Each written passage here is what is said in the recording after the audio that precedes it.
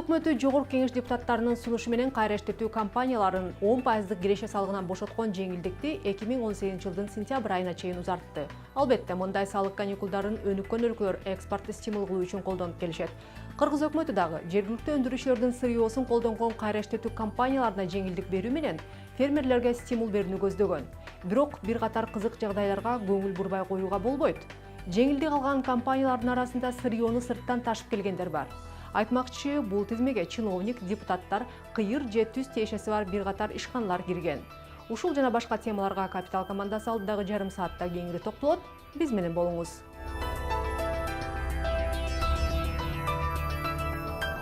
2009 жылы кайра иштетүүчү компанияларды 10% киреше салыгынан бошотуу боюнча өкмөттүн токтому чыккан. Бул жеңилдик аларга 3 жылга берилип 2015 жылдын соңу менен аяктаган.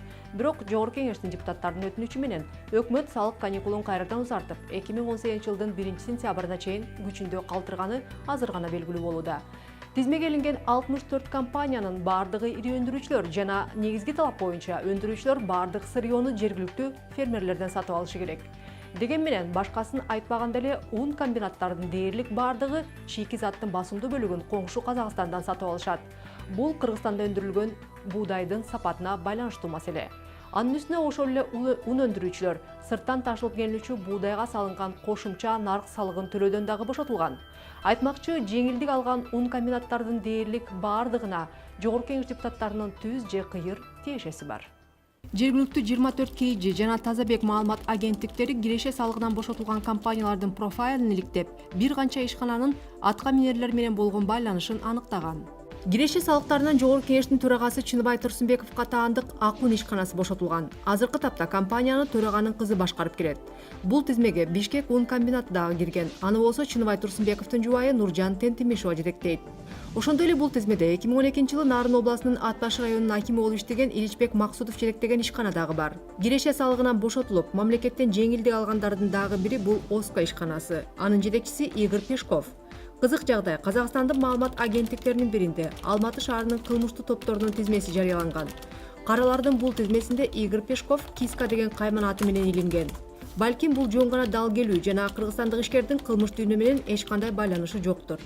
Аршан Ритейл жана Артизиан ишканаларынын уюштуруучуларынын бири Рыспүбү Абдыкеримова. Ал Аю компаниясындагы жетектейт. Рыспүбү Абдыкеримова Жогорку Кеңештин мурдагы депутаты, Кыргызстан партиясынын төрага орун басары Шаршанбек Абдыкеримовдун тууганы. Каракул шаардык кеңешинин депутаты Фархат Махмудов Файыр ишканасын жетектеп келет. Киреше салыгынан ал дагы бошотулган. Улуттар биримдиги партиясынан Ош шаардык кеңешинин депутаты Керимбек Атамбаев холдинговая компания Аржемел ишканасын жетектейт. Ал дагы салыктардан бошотулган. Улуттар биримдиги партиясынын төрагасы Асанбек Абдыкапаров менен бирге Атамбаев дагы бир Аскет фирмасын жетектеп келет. Данюк компаниясынын директору болуп Чолпонбай Калыков көрсөтүлгөн. Данюк компаниясынын уюштуруучулары болуп Мариям, ЭББ жана Мариям Ош ишканалары катталган. Юстиция министрлигинин маалыматы боюнча Мариям ишканасынын уюштуруучулары Асель Төрөбаева, Баатыр Төрөбаев жана Жамиля Төрөбаевалар. Ататалгандардын баары Өнүгүү Прогресс парламенттик фракциясынын жетекчиси Бакыт Төрөбаевдин бир туугандары. Югдан жана Мариям Ош компаниялары дагы 10% киреше салыгынан бошотулган. Бул тизмедеги көңүл бура турган дагы бир компания Москва жоопкерчилиги чектелген коому. Компаниянын жетекчиси катары Төрөбаев Бексултан Батырович көрсөтүлгөн. Бул Мариям ишканасынын негиздөөчүлөрүнүн бири. Жогорку Кеңештин депутаты Бакыт Төрөбаевдин бир тууган агасы Батыр Төрөбаевдин уулугу же жөн гана атынын атасы менен фамилиясы дал келип калганбы белгисиз. Дагы бир окшоштук бул Шынлайн компаниясы. Балмуздак жана жарым фабрикат тамактарды чыгарган бул компания Жогорку Кеңештин мурдагы чакырылыштарынын депутаты Роман Шынге таандык делип, компаниянын тегерегинде бир катар ызычуу болгону дагы белгилүү. Бирок компанияны жетектеген Аркадий Шын мурдагы депутат Роман Шынге тууганбы жана экс-депутаттын бул компанияга тиешеси бар же жок экендиги боюнча расмий маалымат жок. Жалпысынан жеңилдик алган ишканалардын тизмесинде атка минерлердин бизнеси аз эмес. Андыктан айыл чарба продукцияларын кайра иштеткен компанияларды 10% киреше салыгынан бошотуу менен өкмөт ата мекендик өндүрүүчүлөрдү стимул кылуудагы же чиновниктердин атка минерлердин бизнесин коргоп жатабы деген суроо пайда болбой койбойт.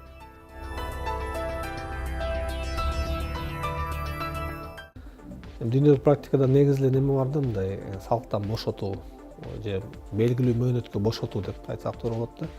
дүйнөлүк практикада бар, көп эле жерде да бар. Ошол эле азыр биз жана ЕСке кирген мамлекеттердин ичинде деле бар, Россияда деле бар, Казакстанда деле бар. Алар бирок ал нерселерди өзгөртүп атышат да. Алар жанагындай түздөн түз мындай бошотуу бербей, азыр мисалы айыл чарбасына субсидия берип баштады. Ошолордун баарын мындай ордуна эми башкача караш менен жасап атат, анан мындай башка мындай маселеге башка жактан карап жасап атышат да. Эми бизде ошондой нерселер кирген экен. Чындап 2013-жылы болгон 3 жылдык программа ошондой алынган. Негизги мындай программалар алынганда, бул программа бүткөндөн кийин бир анализ чыгарыш керек да. Муну мисалы биздин экономикалык министрлик жасаш керек болчу. Ошондо аналитикалык бир жумуш алып барып, биз мындан эмне алдык? Биз ушундай салыктан бошотуу бердик. Биз бул бошоткондон кандай пайда көрдүк? Мамлекетке эмне пайда келди? Эмне кылдык деп анан кийин бул программа ооба иштеп кетти, туура экен, жакшы экен деп бир таянакка барып туруп, анан кийин бул программа кайра иштетип, анан уже башка фирмалар кириш керек. Эми азыр билесиз, азыр бизде дүйнөлүк деле практикада негизинде лоббизм деген нерсе бар да. Мындай кээ бирлер ошентип өзүнүн мындай немелеринен секторлор болсун, экономиканын секторлор болсун, ассоциациялар болсун, ошондой негизинен жумуш алып барып, ошондой парламент менен жолугушуп, мисалы депутаттар менен жолугушуп, министр менен жолугушуп, ошол нерселерди киргизгени аракет жасашат. Бул эми болуп эле келаткан нерсе. Бирок ошо туура эмес жагын ошо айтып атпаймынбы, ошо мындай келип эле бул мындай автоматтык түрдө эле мындай узатып жибериш деген маселе болуп атат да. Анан ошо жанагы анализин чыгарып туруп, ушул жакшынай бизге мындай ушундай экономикага ушундай эффект бериптир. Экономикага ушунчалык мындай жаңылык нерселерди алып келиптир, технологиялар келиптир, ушунчалык инвестиция жасалыптыр деген бир тыянак болгондо, анда ошо тыянакка таянып, анан ошондо узатканда дагы мындай маанилүү болмок боло берем да, туура болмок боло берем да. Эми ал мындай да, мындай жасалган программага жараша да, эми мамлекет ошондой бир программа, 2 программа, 3 программа түзүп берип атса, бирок ошол эле фирма ошо үчөөнө тең лайык келип атса, анда бошотот да, ошентип жазылгандан кийин. Бирок эми негизинен менин оюмча бир мындай экономиканын бир секторуна, мисалы тамак аш, айыл чарбага бир преференция берилсе, анан кайра эле анан убакыт өтүп эле анан дагы экинчи преференция, ошо тиги бүт электер экинчи преференция берген канчалык туура деген нерсе ортого чыгат. Эми ошол жагын ойлош керек да, мындай ошо кандай экөөнү тең бергенде канчалык эффект берет, кандай. Эми мунун баары мындай берилип аткан себеби бир да, мындай бир эле нерсеси бар да. Ошол секторду астыга чыгарайлык. Ошол сектор жакшы иштесин, оңдолсун. Ошол секторго инвестиция келсин деп жасалат да, негизги бул ушундай салыктан бошотуунун немесинин негизги мындай мааниси ошол жакта да. Бирок анан ошондой болдубу? Ошондой тыянактарга биринчи чыгарыш керек эле да, мындай. Биз ушундай нерселерди бердик. Мунун натыйжасы эмне болду? Натыйжасында кандай немелер чыкты? Маалыматтар чыкты, кандай информация чыкты, кандай цифрлар чыкты деп карап туруп ошондон берсе болмок да. Негизинен бул жерде мындай өкмөт жакшы иштеш керек. Министрликте экономика жакшылап иштеп, экономика министри жакшылап иштеп, ушундай нерселерди ортого чыгарыш керек да. Мына биз мондай программа ачканбыз, бул программа ушундай натыйжа берди. Ички дүң продукция мынча процентке өстү. Бул ишканалар, муну колдонгон ишканалар мынча иш жери ачты, мынча жумушчуга жумуш берди. Анан ошол эле маалда экономикага алган салымы мынча болду деп нерсе чыгыш керек да. Ал чыкмайынча мындай биз айтып аткандарыбыз көп нерсе мындай натыйжасыз нерселер да, мындай. Ооба берилип атат, жасалып атат, мындай программа бар, бирок ал программа мындай мунун жаман жагы мындай да, мындай булардыкын, азыркылардыкын ушундай мындай ызы чулуу болгон үчүн кийин жаап салышы мүмкүн да бул программанычы. Андай эч кимге бербейбиз депчи. Бирок ал да туура эмес да. Эмне дегенде мындай мындан колдонбогон, бул программага кире албагандар бар. Же бул программага киребиз деп даярдангандар бар. Анан бул программа ылайык болсо бизде иштейт элек дегендер бар. Ошондуктан негизинен мындай эми кайра эле бул барып жана аналитика менен анализге келип атат да, ошо керекпи, кереги жокпу деген нерселер келет. Анан негизинен мындай кичинекей ишканалардын мындай ушундай деңгээлге жетишине убакыт керек биринчиден. Бирок ошол эле маалда убакыт деген менен ошо мындай аларды ошону мындай сезе алыш керек да. Ошо берип аткан жеңилдиктердичи, өкмөт берип аткан мындай немелерди сезип, билип, анан ошого карата иш алып барыш керек.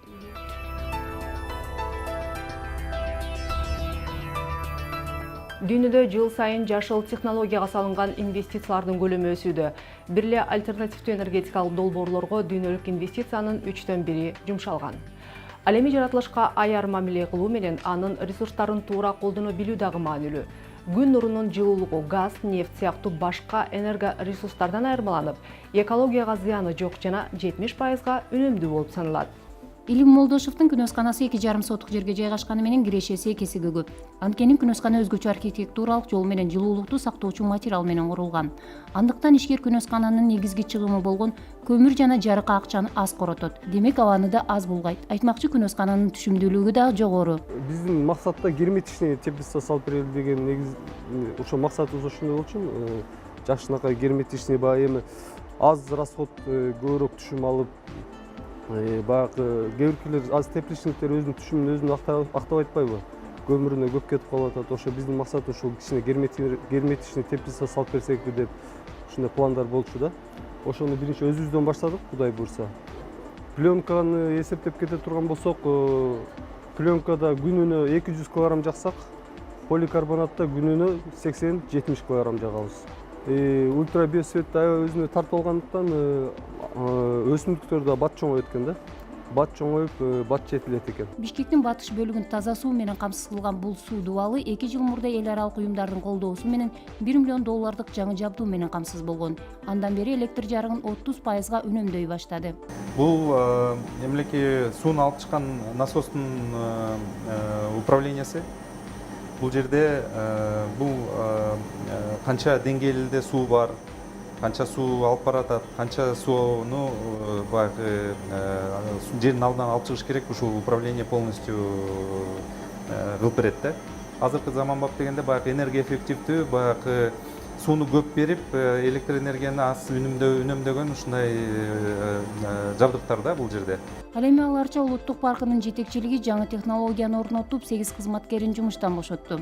Эми атайын жабдуунун жардамы менен парктагы конок үйүнөн, кафе жана ашканалардан чыккан агынды суулар автоматтык түрдө тазаланып турат. Это очное сооружение рассчитано на 100 метров куб. Это с перспективой было взято. Бул тазалоочу жай 100 метр куб. 500 кишиге эсептелинген десек болот. Андыктан Аларча паркы жаңы конок үйлөрүн, кафелерди ачса дагы бул долбоордун күчү жетет. Жабдууга GSM башкаруу орнотулган. Андыктан алыста туруп дагы башкарса болот. Андан сырткары бул жерде бир катар тазалануу жүрөт. Айтмакчы, бактериялык тазалоодо хлор колдонулбайт. Тазаланган суу азырынча жерге сиңирилүүдө. Сууну кайра эле сугарууга жана жууп тазалоого колдонсо болот. Жашыл экономика Кыргызстанда 3-4 жыл мурда гана оозго алына баштаганына карабай, учурда бул тармакта иш алып барган компаниялардын саны арбып, жашыл технологияларга суроо талап жогору. Мисалы, бул жаатта иш алып барган Кирсев программасы 60тан ашык ишкананын жашыл экономика жаатындагы долбоорун каржылап, 600га жакын жеке турак жайды жылуулантып, электр жарыгын үнөмдөп колдонуусун камсыздаган. Эл аралык кызматташтык боюнча Герман коомчулук уюму Кыргызстанда жашыл принциптерди жайылтып, жашыл технологиялардын маанисин өкмөт жана бизнеске жеткирүү боюнча чоң аракеттерди көрүп келет. Жакында эле бул уюмдун колдоосу менен Бишкекте эл аралык жыйын өтүп, Кыргыз экономикасын жашыл экономикага өткөрүү багыттары талкууланды. Жашыл экономика бул дүйнө калкынын жашоо шартын жакшыртуу, муундар арасында калыстык жана социалдык теңдикти камсыз кылуу жана экологиялык кырсыктарды азайтып, өндүрүшкө жаңы технологияларды киргизүү менен жаратылыш ресурстарын сарамжалдуу колдонуу. В рамках переходной экономики, которая сейчас Кыргызстан находится, и в целом... Жашыл экономиканы Кыргызстан азыр өткөрүл экономикалык мезгилде тандап алса, келечекке чоң салым кошкон болот. Негизинен бул биздин күнүмдүк жашоого тиешелүү. Бир аз чыгым коротуу менен экологиялык гана эмес, экономикалык пайдасын да көрө турган жол. Мисалы, биздин айрым имараттар эскилигинен жылытуу үчүн көп энергия сарптайт. Аны жылуулатсак, биз энергиянын, демек кайсы бир жаратылыш ресурсун колдонууну үнөмдөйбүз. Албетте, жылуу кеткен чыгым да азаят. Негизинен жашыл экономика дүйнө калкын керектөөчү гана болууну токтотууга чакырат.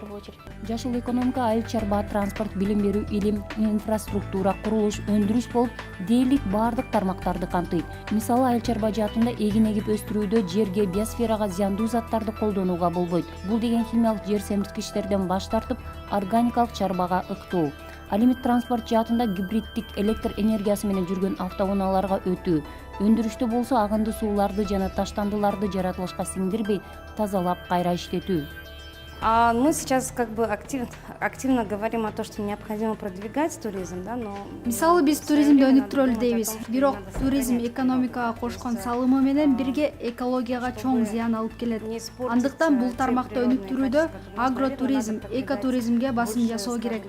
Мисалы Таиланддагыдай туризмде эмес, биз жаратылышы кооздугун сактап, ошого сууктанганы келген туристтерди гана кабыл алсак болот. Жашыл экономиканын үлгүлүү бир модели жок. Негизги максаттарына таянып, ар бир мамлекет өзүнүн ыңгайлуусун таңдап алат. Казахстан — это одна из, скажем, передовых стран Центральной Азии, которая стала продвигать зеленую экономику.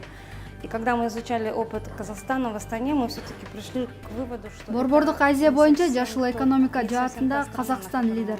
Бирок алардын модели бизге анчалык лайыктуу эмес. Дүйнөдө Түштүк Корея, Япония лидер. Мен негизинен бизге Монголиянын модели туура келет дейт элем. Анткени экономикалык жана экологиялык жактан окшоштуктарыбыз бар. Дүйнөнүн алдыңкы өлкөлөр жашыл экономиканы приоритеттүү тармак катары кабыл алгандан бери таза технологияга инвестиция өстү. Айрым маалыматтар боюнча жашыл энергетикага инвестиция 2005 жылдан бери 230% өскөн. Мунайзат, газ жана электр жарыгынын ордуна күн, шамал энергиясы өнүгүүдө. Акыркы жылдары альтернативдүү энергияга дүйнөлүк инвестициянын 3/1 бөлүгү жумшалган. Жалпысынан жашыл экономика жаатында кызмат көрсөтүү жана товарлардын рыногу 2020 жылга чейин $2 триллион жетери божомолдонот. Жашыл технологияларды колдонуу бизнес үчүн социалдык гана жоопкерчилик эмес, бул пайдалуу дагы. Жашыл принциптердин жайылышы дүйнөлүк экономикадагы өсүштү 2–2,5% камсыздарын соңку иликтөөлөр көрсөтүүдө. Ал эми баасы ар дайым эле жеткиликтүү боло бербеген технологиялардын бизнес кеңири колдонуусу үчүн өкмөт кандай шарттарды түзүп бере алат? Капиталдын суроолоруна экономика министринин орун басары Данияр Иманалиев жооп берет. Мына соңку жылдары экология маселесине, өзгөчө экологияга карата бизнестин мамилесине чоң көңүл бурула баштады. Бул дүйнөлүк компанияны алып калганда Кыргызстандагы бул маселеге көңүл бурганы байкалып атат.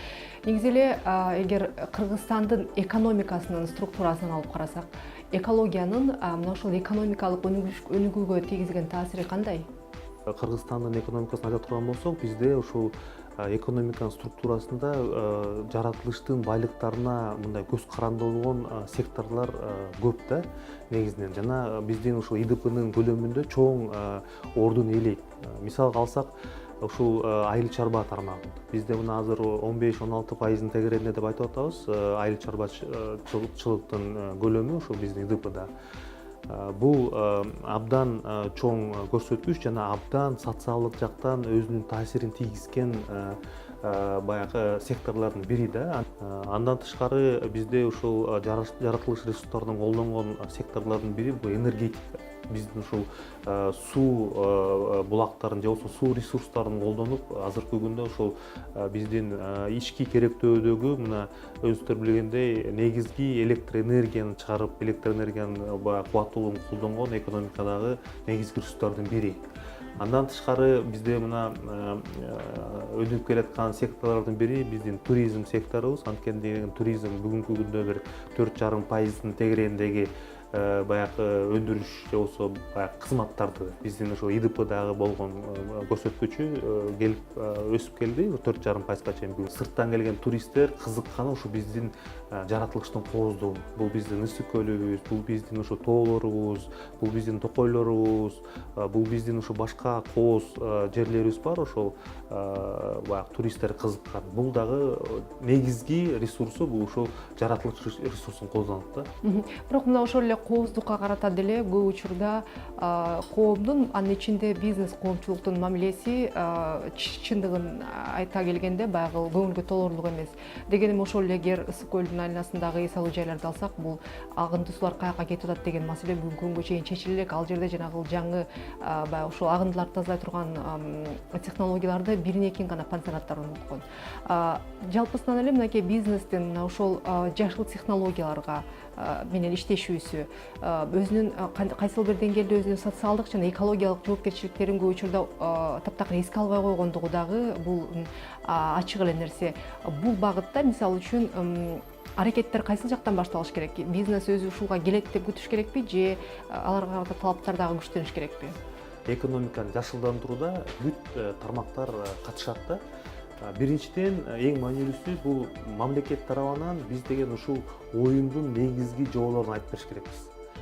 Башкача айтканда ушул биздин күнүмкү жашоодогу баягы кылган аракеттердин негизги жоболору кандай болуш керек? Бул ошол баягы мыйзамдарга өзгөртүүлөрдү киргизиш керек. Бул жанагы биздин экологиялык биздин ушул жоболорго өзгөртүүлөрдү киргизиш керек. Бул башка баягы бизнести стимулдаштырган нерселерди киргизиш керек. Мындан тышкары биз деген жана пропаганда маселесин күчөтүш керек. Ушундай нерселер бар мамлекет тарабынан.